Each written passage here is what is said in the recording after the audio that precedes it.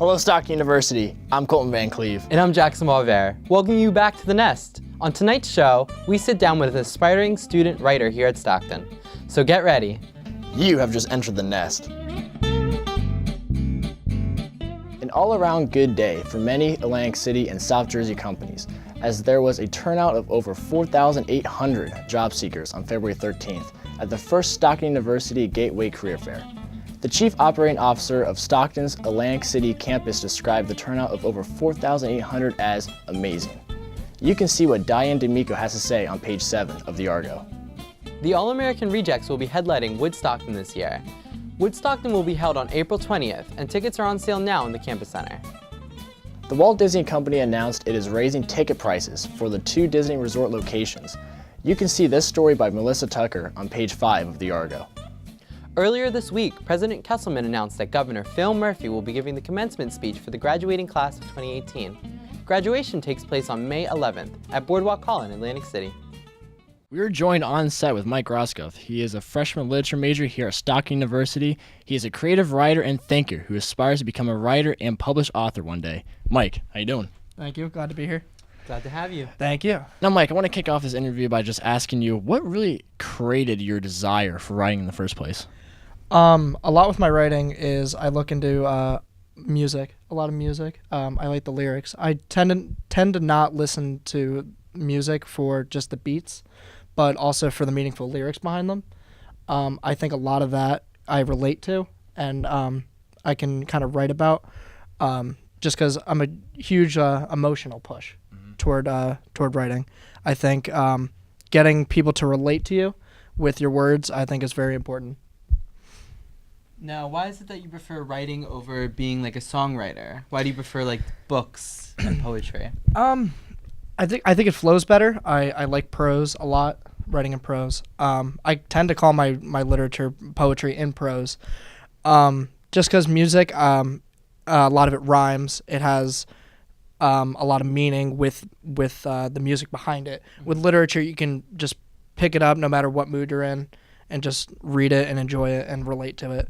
In music, you tend to be in a mood where you might not want to listen to certain music. Do you ever get inspired by books, take away from music, but like books, authors in general? Sometimes, but I don't typically read the same genre as I write. I like mystery novels by like Agatha Christie, Stephen King, a great author I tend to read a lot too. Just a lot of that I think is really cool. And then I tend to read books that I'm assigned in class, and I research all the authors because I like their works, stuff like that. So do you have any current projects you're working on?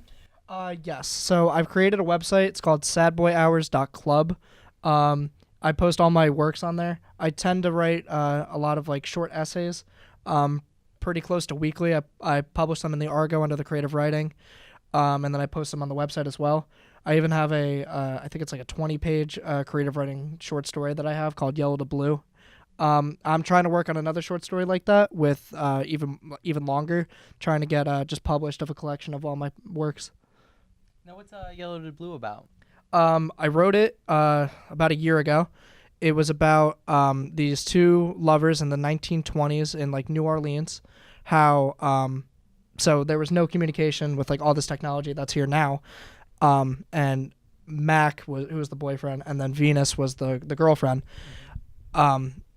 She mailed a letter to Mac on like a scavenger hunt for their 2-year anniversary, and it reminds them of all their positive events in their relationship, and then it turns for the worse and talks about all their negative stuff.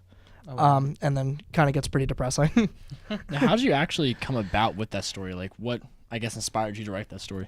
Well, actually, in high school, I was a class project for the last quarter was to write a creative writing piece or a 10-page research paper. And I'm not the type of writer to write research. I like thinking creatively and writing what I believe. Yeah. So I wrote it like that, and the idea just came to me somehow.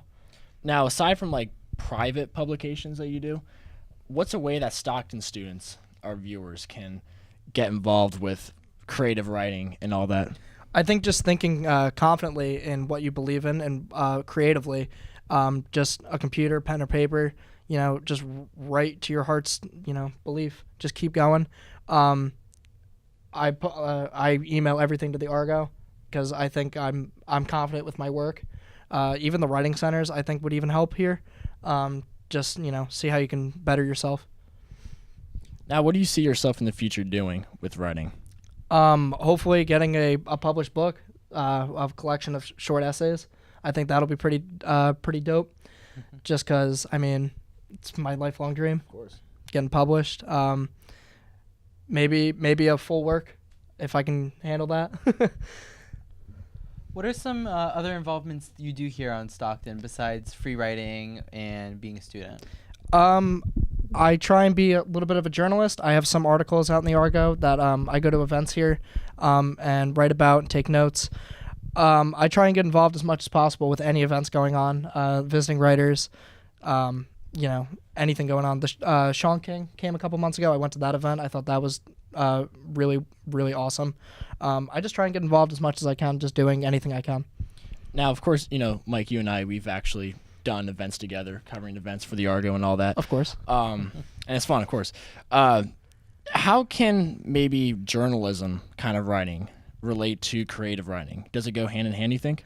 I think so. I think getting a hand in journalism, you have an event, you have your topic, you write your own opinion of how it was, whether it was positive, negative, or in the middle, you're not sure. It shows your bias toward it, and you think creatively about what happened, what you saw, what you took notes on, what you hear. It's a big influence. All the journalistic writers out there, they have their creative minds. That's how they're so influential when they write. It kind of goes hand in hand. Exactly. Going back to an earlier point you made about how you base kind of like what you write down with the emotion that relates to song lyrics, is there a certain lyricist out there that you really relate to, that you draw from? A lot of pop punk artists. There's a lot. Knuckle Puck, Front Porch Step, Neck Deep. Fall Out Boy? No, not Fall Out Boy. I'm not huge on them. They write and sing with a lot of passion.